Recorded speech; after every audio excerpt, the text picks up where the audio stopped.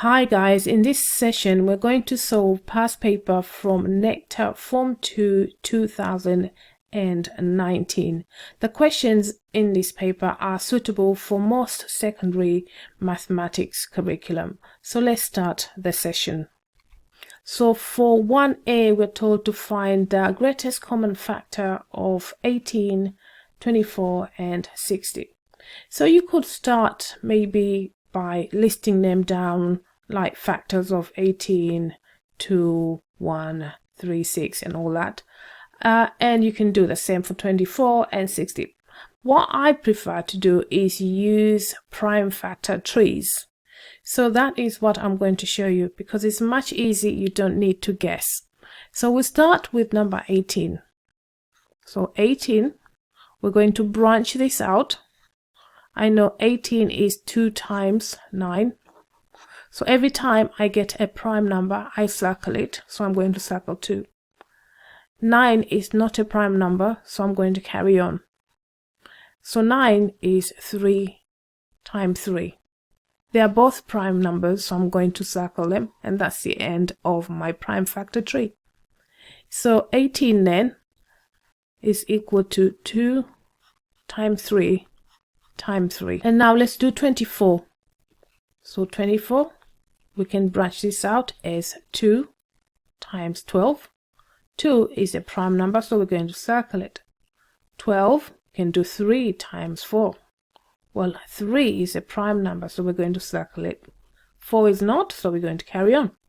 So we have 2 and 2 here. So these are both prime numbers. We're going to circle them. So 24 is equal to 2 times 2 times 2 times 3. So all these numbers here. So 2 times 2 is 4. 4 times 2 is 8. 8 times 3 is 24. And now let's do the last number, 60. So we have 60. Now, if you have a number that ends with a 0, you can use a 10. So we got 6 and 10 here. None of them are prime numbers, so I'm going to carry on branching. Here you got 6 is 2 times 3. They are both prime numbers, so I'm going to circle them. And then 10 is just 2 times 5. So these are prime numbers and I will circle them. So now I've got 60 is equal to 2 times 2 times 3 times 5. So now I'm going to use Venn diagrams to find the greatest common factor. Okay, so I have 3 numbers. That means I need 3 circles. So that's one of my circles for one of my numbers. Second one and the third circle. So I'll say this belongs to 18, number 18. This one belongs to number 24 and this one belongs to number 60. Right, now we're going to find out which numbers are common to start with. So there's 2 here, there's 2 there, and there's 2 there. There's only 1 2 here. So I'm going to just cancel 1 2 from each number, and I put that one in the middle. So there's 1 2 that is shared between all the numbers. Now this one has 3, so this one has 3, and this one has 3. So I'm going to cancel 1 3 to start with. So that one and that one and that one. They all have 3. So that goes in the middle. 3. Okay, so this number here doesn't have 3. So 3 is not common for 24. We've used the 3 that was there. This one doesn't have another 3. So the only 3 that is left belongs to 18 alone, which I'm going to put that outside there. So I'll cancel that just to make sure that I don't reuse that. And then I've got 2. 1 2 here and 1 2 there is common. So let's cancel that. And I'll go where the intersection between 24 and 60 is, and I'll put a 2 there. So and now for 24, we've got 1 2 left. None of them has another 2. So I'm going to cancel that 2 and I'm going to put that outside. And then for 60, there is a 5 on its own, so I'm going to put that out here. So the greatest common factor is all the numbers that are in the middle, right in the middle. So the greatest common factor then is going to be equal to 2 times 3, which is equal to. And now for 1b, we're told the population of 3 towns are 65,600, 13,400, 29,700. Approximate the total population of the 3 towns to the nearest thousand. So let's take the first number, 65,600. Now which one is 1,000? So this one is unit, this one is tens, this one is hundred, and this one is 1,000. That's a number that we want to round. Okay, so you can put imaginary line there and then look at the next number. Is this 5 or more? It is. Then this goes up. So I'm going to write 6 and then 6, and the rest of these become zeros. So that is that. So I now have 66,000. Now let's take our next number, 13,400. So unit, tens, hundred, and 1,000. So I want to round this number up or down. Well, is the next number 5 or more? No, it is not. So I have to keep the 13, and the rest of them becomes zeros. So now I have 13,000.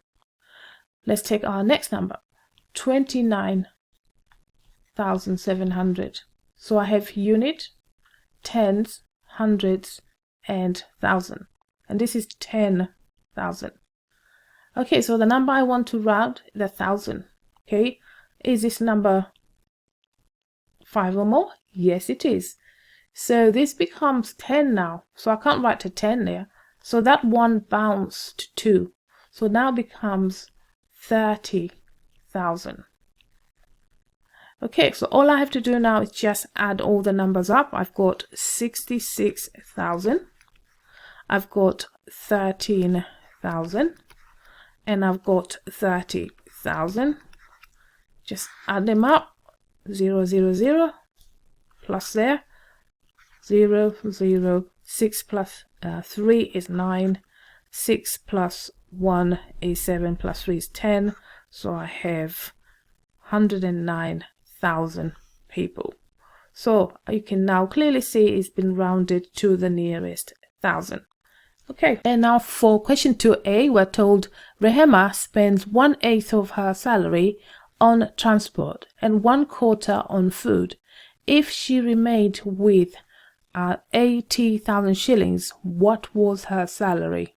So the trick with this is you need to add these two fractions. Once you've added them, make them one fraction. Then you will know what is the fraction that is left. Okay, so let's have a look. 1/8 plus 1/4 of the money that was spent. So the total fraction, then we need to have the same denominator here. So I need to make this 8 by multiplying by 2. I need to balance it. So now this will give you 1 plus 1 times 2 is 2 over 8, which is equal to 3/8. So she spent 3/8 of her money. This is the money spent. What has she got left? That means what she has left, the fraction that is left, is 5/8. This is a remaining fraction. So we know that the remaining fraction is equal to 80,000 shillings. So how do we write that mathematically? Well, we say 5/8 of something, so I'm going to say of x. So you know of means times. That's going to give you 80,000 shillings. Now obviously if you want to write that as 5x over 8 is equal to 80,000 shillings. We want to remove the 8 and 5. How do we do this? Well, we divide by 5 and multiply by 8 on this side. So if we go up here, x is equal to 80,000. 5 is on top, so on this side we're going to divide. 8 is the denominator, so on that side we're going to multiply by 8. So if you work this out, then you will get 128 60,000 is in shillings. So that is the original amount. And now for 2b, we're asked to change 5/8 into percentage and then decimal. Well, I think this question should be the other way around, but well, we just do it. So 5/8, we can divide this and do it 8 here and 5 here. So how many 8s are in 5? None. 0. We put decimal. And now we've got 50. How many 8s are in 50? We know that is going to be 6 for 48. So remainder 2. So now we have 20. How many 8s are in 20? 2. Remainder 4. And then we've got 40. How many 8s are in 40 is 5. So that is decimal. If we want to change that into percentage, all we have to do, so into percentage, is going to be equal to 0.625. All you have to do is multiply by 100, which is going to be equal to 62.5%. So the answer for the first one is 62.5%, and for the decimal it's 0.625. And now for question 3a, we're told a machine that cost 180,000 shillings was sold at a profit of 40%. Find the selling price. Okay, so the original amount was cost was 180,000. We need to find what is 40%. So the question is, what is 40% of 180,000? Because once we find that one, then we just add it to the original cost, and that will be the selling price. Okay, so let's find first the 10% of 180,000. What do we do when we want 10%? We divide the amount by 10. So that's going to be equal to 180,000 divided by 10. 1 0 go and 1 0 go, and that's going to be equal to 18,000 shillings. So that is 10%. Now if we want 40%, all you have to do, 40% of this amount, 180,000, is going to be equal to 18,000 times 4, because from there to there, it's multiplied by 4, and we have to do the same there, multiply by 4. So 18 times 4 is 72, and then we've got the 3 zeros. So that's going to be 72,000 in shillings. Now the selling price is going to be equal to, so selling price is going to be equal the initial cost, which is 180,000 plus 72,000. If you add this up, you get shillings 252,000. So for part B, we're told a father divided 150,000 shillings among Rose and Japheth in the ratio of 2 to 3 respectively. How much money did each get? So let's just write that down. What do we have? We have Rose and we have Japheth here. Now this is their ratio, 2 to 3. And how much do they need to share? Is 150,000. Well, you have to think about Rose. If there are boxes with equal size and they have to put equal amount, Roses get 2 lots and Japheth get 3 boxes. Okay, we're going to assume these boxes are the same. So how many boxes are there? There are 5 boxes, which means 2 plus 3. So how much do we put? We have to put equal amount.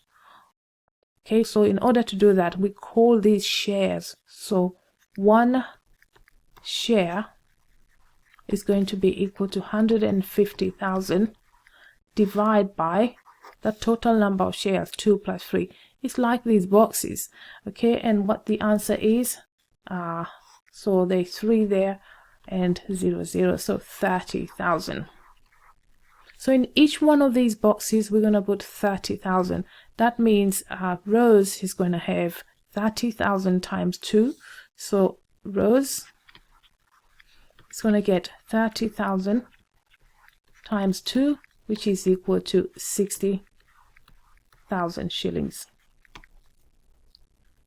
And then Japheth is going to have 3 shares, 3 boxes. You can think like that. So 30,000 times 3, which is equal shillings 90,000. Okay, and that's the answer to this question. And now we're told for 4a, use the following figure to find the value of a plus b plus c. So we've got a here with a is over here, b is over here, and c is over there. Well, we know we can find c here because we've got a semicircle here. So angle in a semicircle or straight line add up to 180 degrees. So let's just write that down. C is equal to 180 degrees, take away 60 degrees, take away 70 degrees. So these two, 60 plus 70, that's 130 degrees. That means C is going to be equal to 50 degrees. So C is equal to 50 degrees. And you have to give a reason. Angles in a straight line add up to 180 degrees. Now we've got C, we can actually find this one because we've got these parallel lines. You can see they've got arrows, this line here and this line here. It means if we extend this, you will see what's going on. So that angle D and this angle C, you can see there are alternate angles, which means they are equal. So D is 50 degrees. So we say D is equal to 50 degrees, and the reason for that is alternate angles are equal. So now we've got D, we can find B. What will be B? So B is going to be equal to 180 degrees minus 50 degrees, and the reason is, so this is equal to 130 degrees, and the reason is angles in a straight line equal to 180 degrees. Okay, so this one is 130 degrees. What about A? Well, we have this triangle here, ABC. We know these two, 50 plus 60 is 110, so this must be 70. So we can say A is equal to 180 degrees, take away 50, take away 60 degrees, and that's going to give you it's going to give you 70 degrees. What's the reason for that? Well, you can say angles in a triangle equals to 180 degrees. They need to add up to 180 degrees. So now you've got A, B, and C. All we have to do is just add them up. So A plus B plus C is going to be equal to 70 degrees. That's A. And then B is 130 degrees. So that's 200 already. And then plus C, which is 50 degrees. So that's going to give you 250 degrees, and that's the answer for 4A. And now for 4B, we're told the perimeter of triangle ABC is 16 centimeters. If AB is equal to 5 plus x centimeters, AC equal to 2 plus x centimeters, and BC equals to 5 centimeters, find the value of x and hence the actual length of AB and AC. So there are 3 things we need to find. Okay, so let's just draw or sketch this triangle. We're told it's called ABC. So let's say this is A and this is B and this is your C. And perimeter is all the distance around the shape. So we know perimeter is 16. So if you add the length of that one, length of this one, plus this length, you should get 16 centimeters. And we're told AB is equal to 5 plus x. So this is AB, 5 plus x centimeters. And then we're told AC is 2 plus x. So 2 plus x centimeters is AC. And then BC is 5 centimeters. So we've got to find what x is and then the length. So let's put this together. We know that the perimeter, if you add all these lengths, you should get 16. So we need to form an equation. So 5 plus x that's one line, 2 plus x, that's AC, plus 5 centimeters. So all this should give you 16. So we need to add all this up. Now everything is positive, so you don't need to worry too much about brackets. So 5 plus 5 is 10, plus 2 is 12. So we got 12, and then plus 1x, and then plus another x, that's plus 2x. And this should give you 16. Take away 12 both sides. So 12, take away 12 is 0. You're left with 2x equals to 16. Take away 12 is 4. That means x is equal to 2. 4 divided by 2. And now we know what x is. We can find the line AB. So we're told AB, line AB is equal to 5 plus x. So 5 plus 2, which is equal to 7 centimeters. And then the line AC is equal to 2 plus x. So 2 plus x, x is 2. So that's going to be equal to 4 centimeters. And now for 5a, we're told to solve this by using the substitution method. So we've got the simultaneous equation. X plus y, I'm going to rewrite that. X plus y equals 4. And then we got 2x minus y equals 5. So let's say this is equation 1 and this one is equation 2. So you can say from 1, it's easy if you substitute, if you use equation 1 to substitute. So we can say, and actually because we just got one y here, this part, so we can make y the subject. From 1, y is going to be equal to 4 minus x. So I subtracted x from each side. Now substitute y into equation 2. Okay, so what do we have for equation 2? We have 2x minus, and now our y is 4 minus x, 4 minus x, and this is equal to 5. So let's take this out of the bracket. We have 2x minus 4, minus and minus, that's going to give you plus x equals to 5. Okay, so let's carry on. 2x plus x, that's going to be 3x, so 3x, and then we need to add 4 on both sides, that's going to be equal to 5 plus 4, so 3x is equal to 9. Then x is equal to 9 over 3, which is 3. So now we know what x is, we can find y.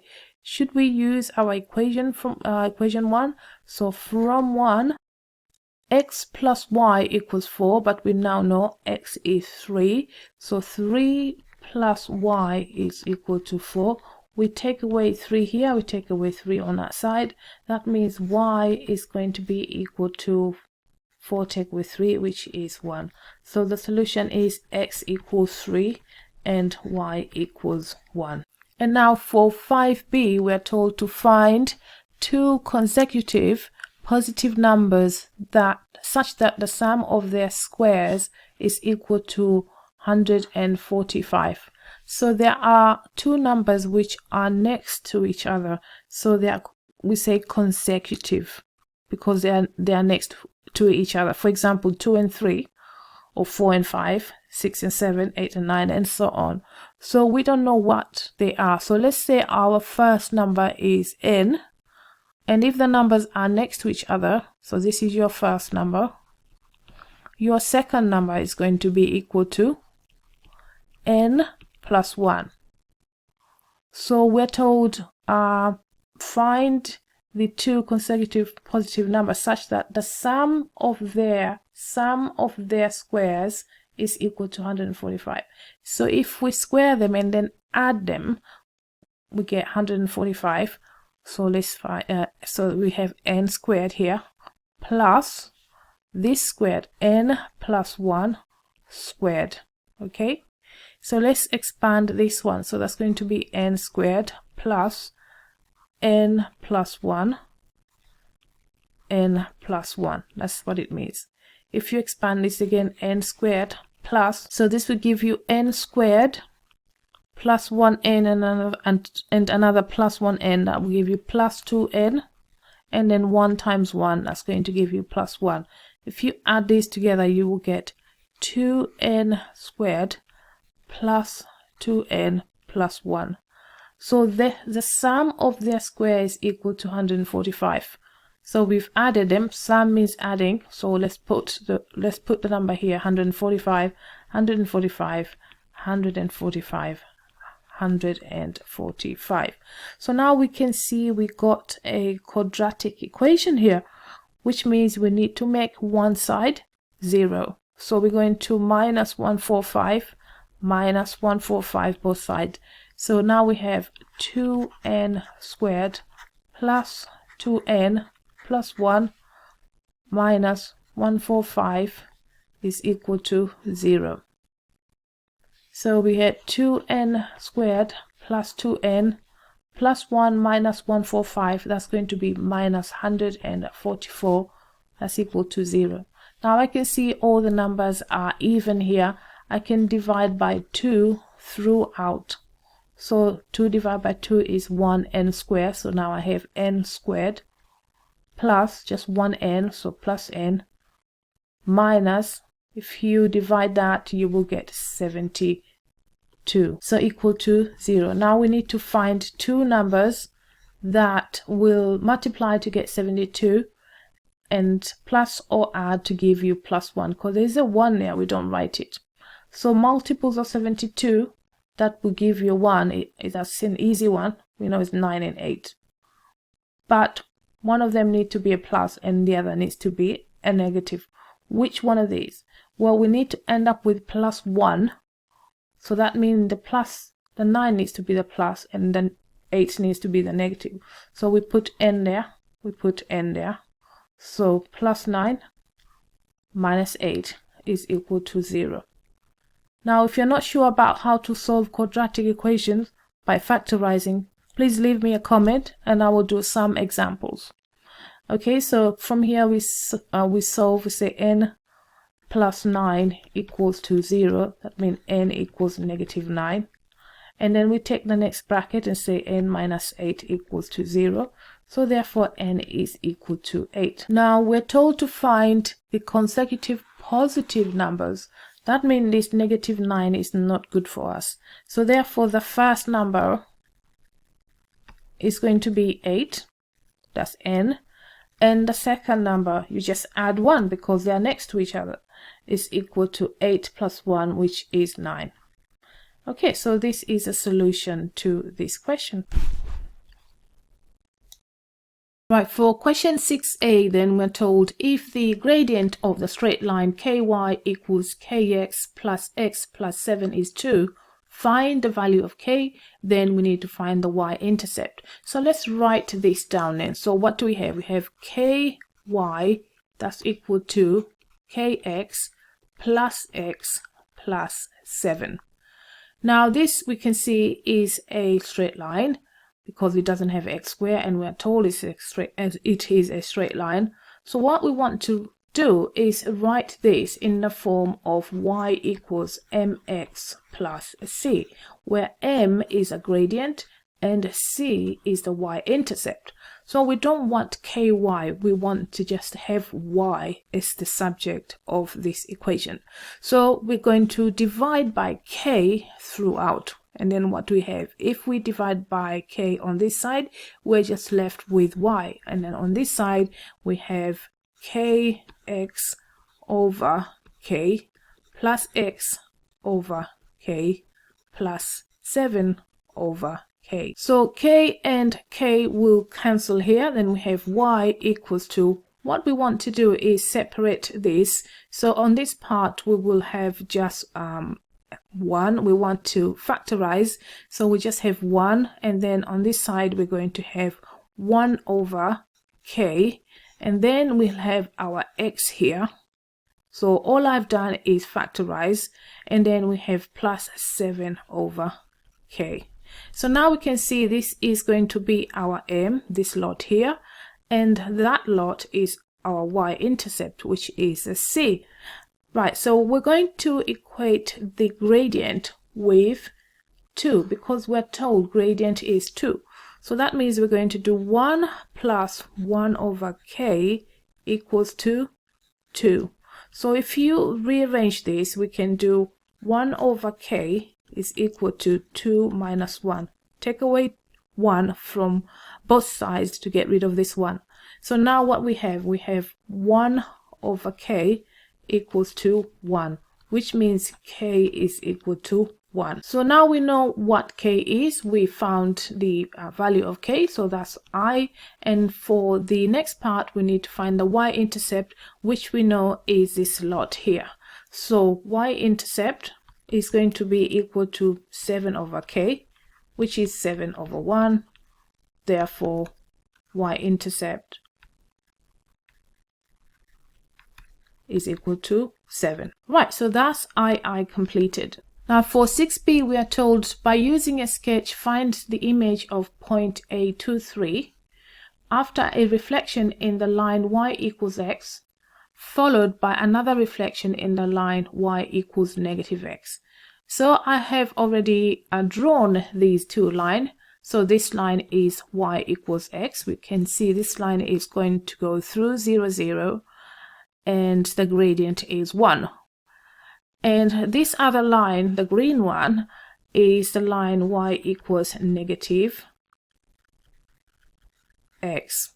So we can see it has a negative gradient, and it also goes through the 0, 0. So what we have at point A23, so we go to 2 and 3 and mark it. So this is point A, which is 2, 3. Now this is now reflected on the y equals to x first. So let's do that. Well, we need to have equal distance from the mirror line because y equals x is going to be your mirror line. So that point is going to be here. Equal distance from there. What is that value? Well, if we read it, it's 3 and 2. What have you noticed? Well, the values of x and y, they just flip. So now we've done the reflection in the line y equals x. We need to do the reflection in the line y equals negative x, which is this. So that is now your mirror line. So this point is now going to be reflected over here. What do you think will happen? Well, we need to have equal distance from the mirror to the other side. So why don't we just count? From there to there, that's 1, 2, and half. So why don't we count from the other side of the mirror?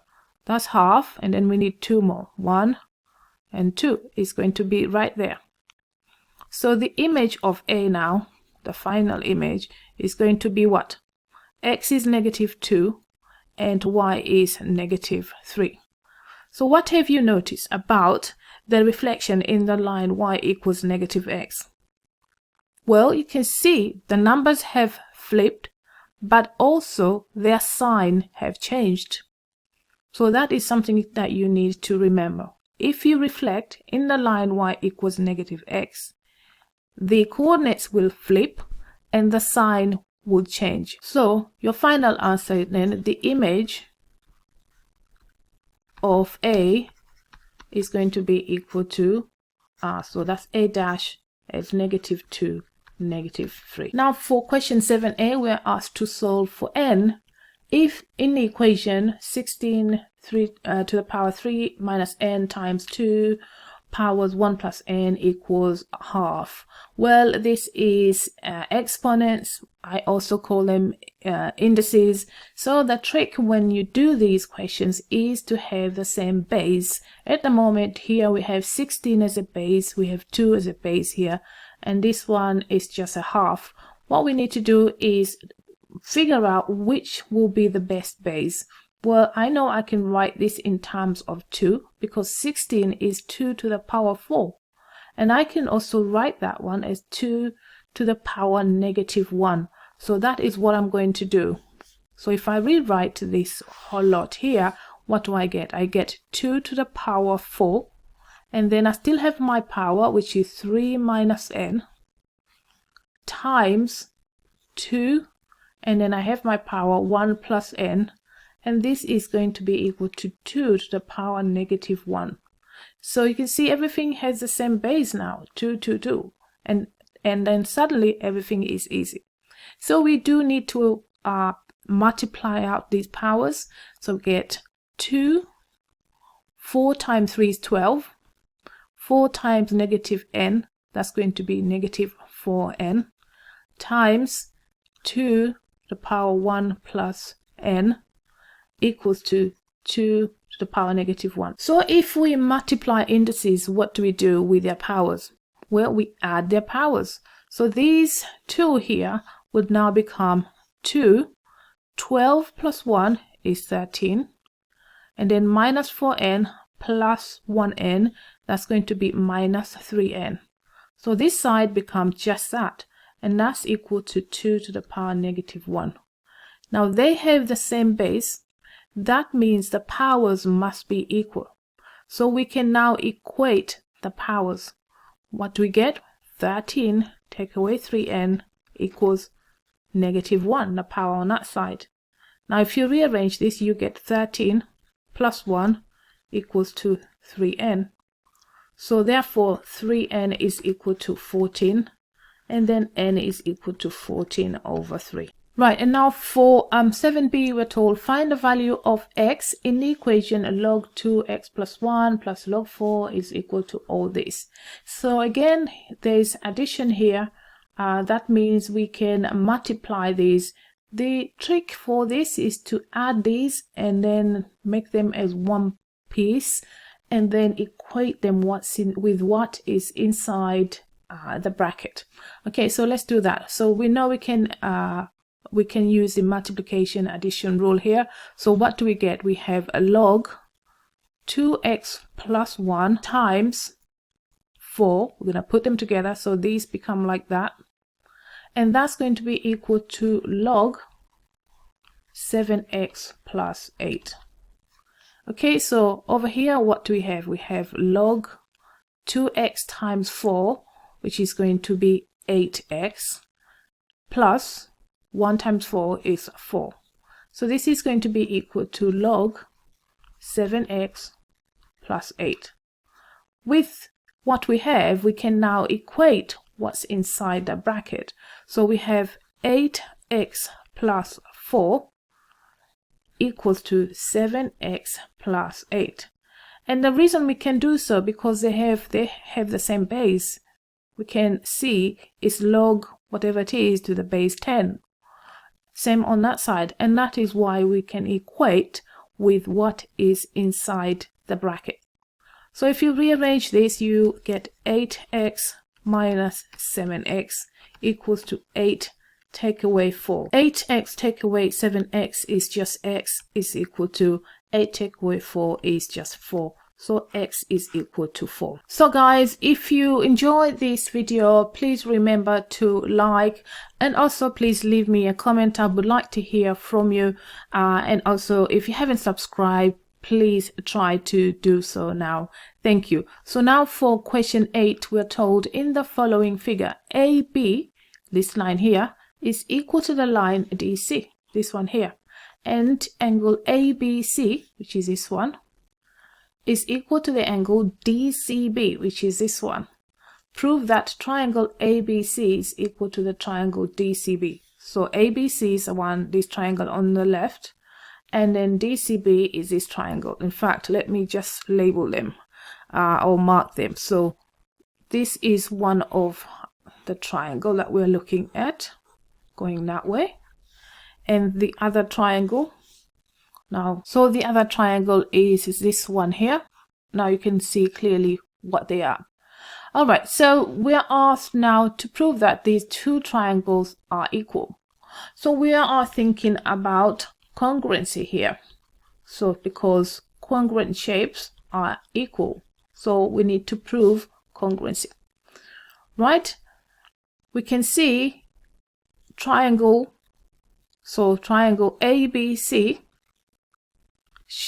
share line BC with triangle DCB. So this means this line is the same for the both triangle. Now suddenly what do we have? They have DC is the same, AC, so let's just put that. AB is equal to CD line, and then they share this one, and then also they have the same angles over here, which means these two triangles are congruent. So we can say triangle ABC and triangle DCB are congruent because what's the reason? Well, side angle side. So that is one of the reasons for congruency, side angle side, and therefore they are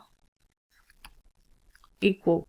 So now we're told if triangle ABC is similar to triangle PQR and AC is equal to 20, PR and all this, we need to find the length of AB and BC. So let's just do a small sketch for this triangle. Now from looking at this, I can see triangle ABC is a bigger one. So A, B, C. And then we're told AC is equal to 20. So this line here is 20 centimeters. PR is 10. So now you need to be very careful. I've done my triangle ABC, so I started at the top, A, going left and then going right. When you're drawing your next triangle, you need to follow the same. So now I'm going to draw the triangle PQR. Okay, so here is the PQR. Okay. It's not exact drawing, so don't worry if this looks bigger than the other or so on. So I'll start with the top because I started with A on that side, and then going left, PQ, and then right. And then we're told PR is 10 centimeters and QR is 12 centimeters and PQ is 9 centimeters. We need to find the length of AB, which is this one here, and BC. So let's start with writing AB first on top. So AB, this line, divide by the corresponding side. So AB corresponds to this line here, which is 9. AB over 9 is equal to, which ones are given on both sides, corresponding sides that have labels on it. So we can see AC and PR. That will help us. So I started with AB, something from this triangle. That means on top on this side I need to start with something from this triangle. So I'll start with 20 divided by the corresponding side, which is 10. Right, so we can now see in order to get this we need to multiply. 20 over 10 is just 2. So AB, line AB, is going to be equal to 9 times 2, which is 18 centimeters. And now for BC then, so similarly BC, I'll put that one on top because it's easy to rearrange. So BC divided by the corresponding side is 12. So 12 divided by 12 is going to be equal to, I started on this side, so I'm going to start with 20 on that side, divide by 10 on that side. So again, this is 2. So therefore BC, line BC is going to be equal to 12 times 2, which is equal to 24 centimeters. Right guys, now we have question 9a. We're told to use the following figure to find the values of x and y. So I can see I have 2 right angle triangles. Now if I look at the top triangle here, I've got 2 unknowns, x and y, and I've got just given the 9 there. So that means I can't really work with these. I need to find length, and I have a right angle triangle, which means I've got the Pythagoras theorem. C squared equals to A squared plus B squared. But if I have 2 unknowns, I can't work with it. Let me check the next triangle. So this triangle here, the bottom one, I can see I've got 17 and I've got 8 on this side. And then the y is the only one which is unknown. So I can make use of this triangle here. But let me label them first. So I have this right angle triangle. The longest one, we call it C, and the shortest one we can call A and B. So according to my formula, my Pythagoras theorem, C is 17. So 17 squared is going to be equal to A is 8. So 8 squared plus my B is y. So y squared. So 17 squared, then that is 289 equals to 64 plus y squared. Take away 64 both sides then, so 289 take away 64, that's going to be equal to y squared. What's 289 take away 64? Well, that is 225, so 225 equals y squared. So if I want y, I need to square root 225, which is going to be equal to 15 centimeters. So I know now y is equal to 15 centimeters. And now to find x, I'm going to just reuse my Pythagoras theorem. This now becomes my C for this triangle, so I'll just put there something for you to remember. And one of this is A, one of this is B. It doesn't matter which one, but C must be the longest line, which is the hypotenuse. So I'll start again. C squared, that's 15 squared. So 15 squared equals to A squared. A is my x, so x squared. And then plus B is now 9, so 9 squared. So that we know is 225 equals to x squared plus 81. We're going to subtract 81 on both sides to get x squared. So therefore x squared is going to be equal to 144. So therefore x is a square root of 144, which is equal to 12 centimeters. So x is 12 centimeters. Now for 9b, we're told to find the value of each of the following expressions and simplify the answer. So for the first one, we got sine 60 equals 45, sine 30, tan 45, cos 60 and tan 30. Why don't we just write the values of these things first? So the thing is trigonometry. Okay, so we got sine 60. What's sine 60? That's equal to root 3 over 2. And then we got cos 45. What is cos 45 then, guys? That is a root 2 over 2. And then what do we have? Tan 45. Well, that's an easy one because sine 45 and cos 45 are the same. So tan is sine over cos, which means your tan 45 is just going to be 1. Okay, and cos 60 degrees. So cos 60 is the same as sine 30, which is half. And what else do we need? Well, tan 30 degrees. Well, tan 30 degrees is root 3 over 3. Now, if you're not sure how to remember this, please leave me a comment because I can do exact trig video if you want me to, but leave me a comment, please. Okay, so now we've got all these values here. I can go ahead and just put them in. Let's start with I. So for I, what do we have? Sine 60. Well, sine 60 is root 3 over 2. And then what we have, cos 45, which is root 2 over 2, plus sine 30, which is half. So all we have to simplify the fraction inside, so it's root 3 over 2. And then inside the bracket, we're going to have 1 plus root 2 over 2. Now, if you put this together now, what we have is just a root 3 over 4. And then we can just have 1 plus root 2. You can write this further by writing equal to root 3 plus, what's root 3 times root 2? That's going to be root 6. So plus root 6 over 4. And now for I, what do we have? We have tan 45, which we know is 1. So I'm just going to write 1. And then 4 times cos 60. What is cos 60? Is half. Minus root 3 times tan 30, which is root 3 over 3. So let's simplify this. So 1 times all this, you're going to have the same. 4 times half, that's just 2. And then minus root 3 times 3. Root 3 times root 3 is 3. And then 3 divided by 3 is just 1. So the whole thing becomes 2 minus 1.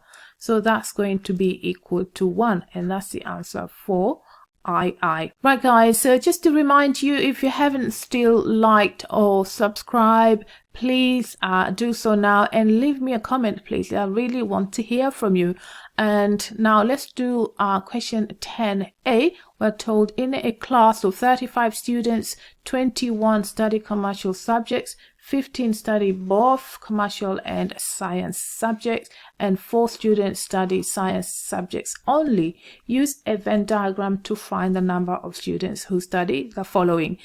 So before you do anything, we need to draw our Venn diagram. We have 2 items, commercial subjects and science subjects. So I need 2 circles. Okay, so let's draw the circles. I'm terrible at drawing this stuff, but I will do my best. So I need 2 circles, and around it I must have a rectangle.